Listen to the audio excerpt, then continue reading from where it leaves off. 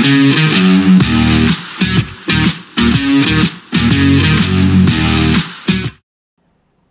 welcome back to the Super Coach Nuff channel. In this video, we're going to look at NRL Fantasy for the 2025 season. So the game opened up, I think, earlier today at the time of recording. I've been pretty busy with work this week, getting back at it, and haven't been paying too close of attention, but I'm pretty sure it's fairly recent. Given I've probably only seen one video already out about it. And that's Fantasy Jamie. He's always pretty quick on the NRL Fantasy stuff. So we'll have a look at putting together a team.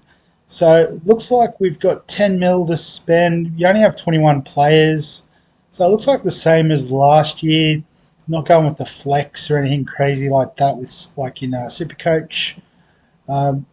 Got Nathan Cleary as the most expensive at $880, all the way down to $230 for the cheapie. So yeah, it seems very similar to last year. Haven't looked if there is any differences. I can't imagine. It looks all very much the same. So without too much more fanfare, might start putting a team together. And I think what I'll do is I'll just try and go as many cheapies as we can, and then obviously we'll try and add some guns in if there's any cash left over, which I imagine there would be.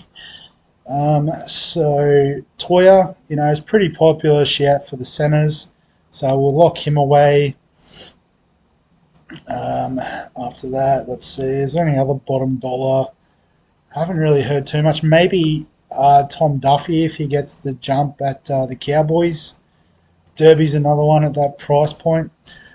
McLean, centre wing and wing fullback, so could be a handy get. He might just be one injury away though, so we might use him on the bench as a bit of a filler. At the moment, he can sit at wing fullback because he does cover both. O'Donnell's nice and cheap. If he gets that edge spot at the Cowboys, we'd look at him. Tom and Monet is a cheap middle. I don't hate, so I'm getting him in. Not too sure after that. Stafford Tower, if he got the start, you'd play him. He's not going to average 9.7. I think he had a few games just coming off the bench as a utility last year, which destroyed his average. After that, Jackson Purdue, I guess there's been a lot of talk about him getting a spot. Sandon Smith's nice and cheap, so he's in. Let's see, scrolling up. Steep is an outside chance of getting a spot of the Roosters. Royce Hunt, if you like him at $275, is cheap, but I'll see if we can go without. Vay Malga, so a little bit more expensive than in Supercoach, so might give him a miss. Munro, fairly cheap at the Rabbitohs, so we'll plug him in. Chase, what's his name? Chevy Stewart, that's the one. If he gets to start at fullback for the Raiders, we'll get him in at that price. Tamale, pretty popular choice as well, potentially. As a cheapie. Mamazelis, pretty cheap, we'll get him in there. Moses, cheap as well, so we'll lock him in. Siwa Wong we like, so we'll put him in edge. So how many have we got already? 1, 2, 3, 4, 5, 6, 7, 8, 9. So definitely enough to cover our bench. And we've still got 7.47 to spend on our, basically what is our starting 17. But might just keep going up to see what other value we can find along the way. So Nwanga Tawasi at $350. If he got the start, would probably comfortably play him. Iongi at $350. Is he worth a punt at the Eels? Potentially if he gets a start at fullback. So I guess that could be essentially either one of those picks, depending on how the teams fall.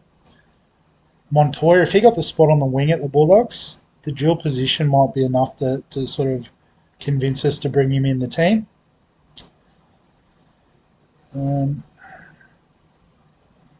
After that, maybe the value starting on a little bit on the dry side.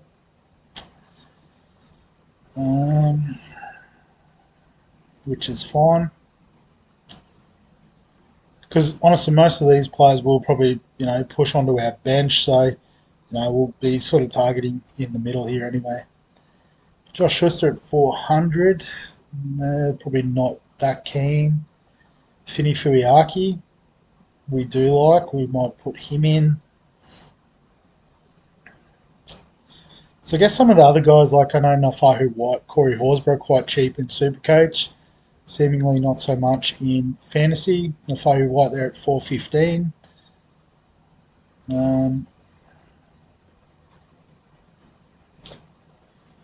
Yeah, still haven't seen Horsburgh. I might have gone straight past him to be honest, but that's fine. Metcalf at 441, so it's decent value for his potential role in the halves. Casey McLean, so I guess, we've got Jesse there, but probably more likely to get the start on the wing, so would get dual position pretty quickly at 440k if we need to. Could look at him. Billy Smith at 450, so we'll probably, given his injury history, it's probably a bit too rich. I know a few people keen on Jack Howarth. Covers edge and centre, which could be handy for our, bench coverage. Guess we're getting pretty well into mid-price madness. Blaze Talangi would get the halves duel if he starts at 5/8, so could be worth a look.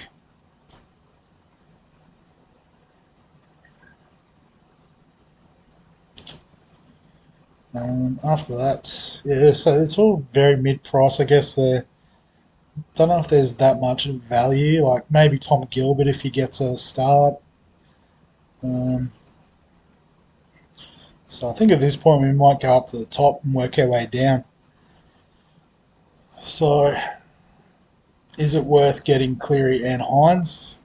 I guess Hines not being the dominant half this year. It sounds like he's going to play 6 and Trindle's going to get a bit more responsibility in the 7. So I think Cleary's a lock. We put him in.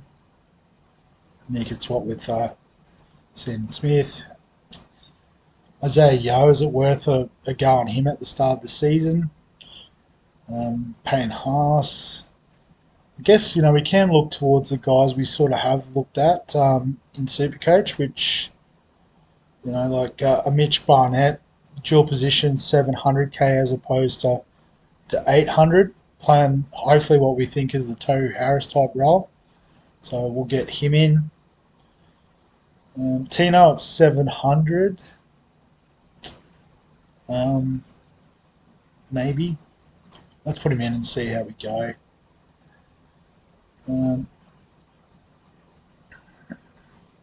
So how are we looking? So interesting, there's a few wing fullbacks showing up quite early, like Tedesco, Latrell, Dylan Edwards, Kalen Ponga. Tommy Turbo's quite, or relatively cheap, I suppose.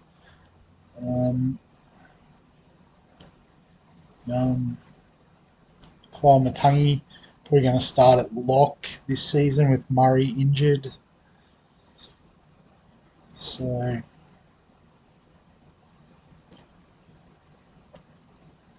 Drinkwater at 650k. If we think he's going to sort of be on a par with those other cheapies, we can bring other guns. We'll bring him in. So swap him with McLean. So what do we got? 5 spots left essentially, and we've still got 3 mil, so about 600k per spot, which is a bit of a good guide.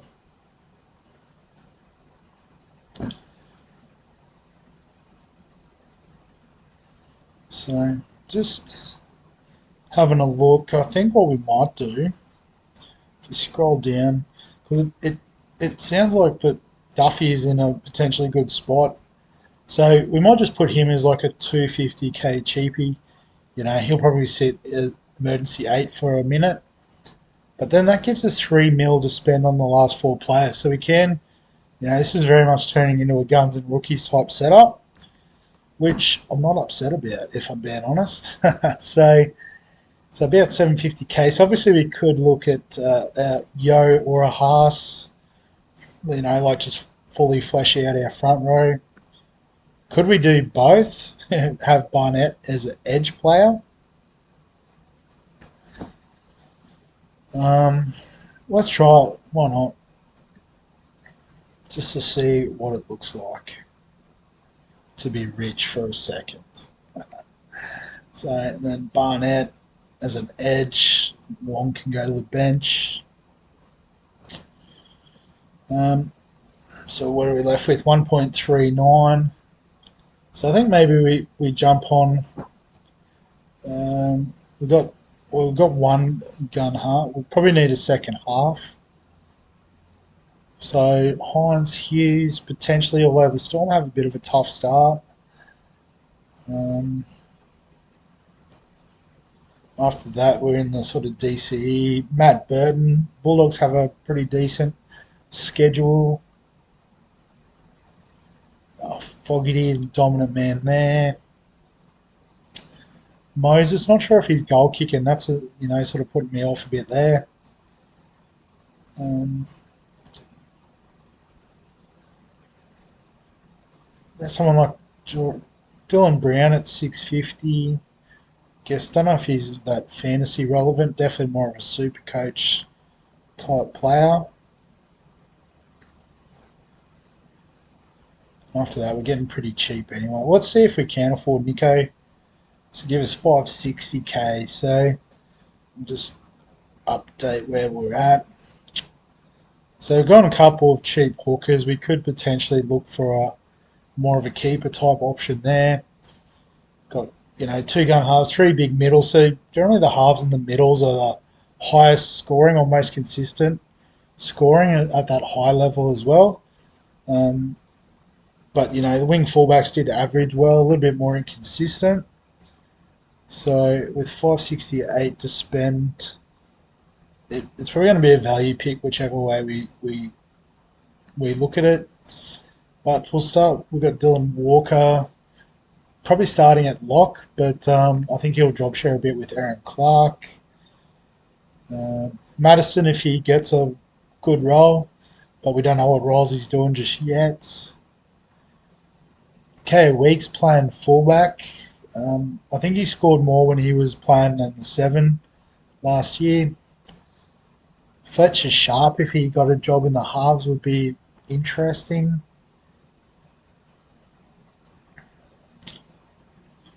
Dodd starting at 550. That's interesting. I think he's about 350 in Supercoach, so maybe that factors in his sort of the dominant playmaker sort of position that he'll probably take.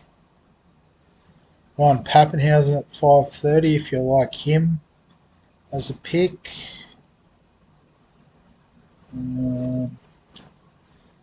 There's nothing major jumping out. Maybe RTS if he got the fullback gig at the Warriors, I'd be keen on. His dual position as well, which is nice. It's probably the best offer I've seen so far. It's starting to get a bit sub 500 at this point. Don't know, to be honest. Aaron Clark, hooker mid, could sort of take some minutes there at the Warriors. The dual position potential for scoring is nice. Colin Hess maybe. I'm not too sure at this point. How we going for coverage on the bench? We've got halves, hookers sorted, middle and edges. Yeah, centre wings, centre fullback, or whatever. Centre and wing fullback, I should say. Got lots of halves, so a bit of value there by the looks of it. So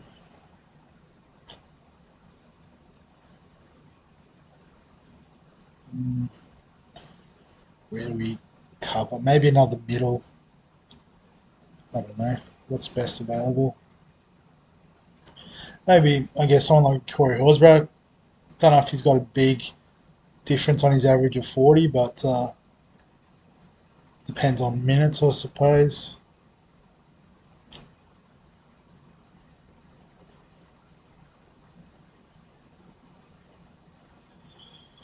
Yeah.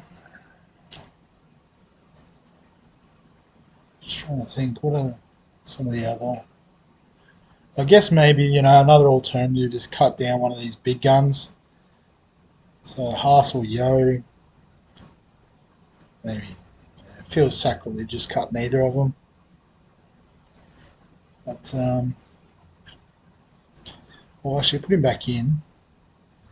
Because Tino's on the buy round one, so what if we got rid of him and we look at a couple of 600k options so we can go a little bit above where we were? So I'm just trying to find where we were with our pricing. Was it 550ish? Yeah, Dylan Walker, there we go. So we'll go up. Guess we got cheap centres. We could look at someone like a Ruben Garrick in our centres. So what if we plug him in? So that would be some decent coverage there. And then what's that give us? 685 on a middle. So Radley, Liero, Smith, Buta Kamanu. Moving to the Storm. Be interesting to see the minutes available there. Butcher. Butcher's an interesting one. I'd be interested to see how they play him with the changes in the Roosters pack. Just with a couple of the big middles out, does he have to shift into a more of a lock type role? And they play like a Wong on the edge. Maxi King. Connor Watson, I know a lot of people are keen on. Probably going to start at the 9 with Brandon Smith injured to start the season. Terrell May. I guess I've faded him in Supercoach, so maybe we put him in here and see how he goes getting those big minutes. So that's all saved. So, I mean, looking at the squad, it's not the worst. I guess we just fix the bench up here real quick. Well, if Moser gets the start, I'm probably going to play him over Mamazelis. Or Mamazelis can sit on the bench.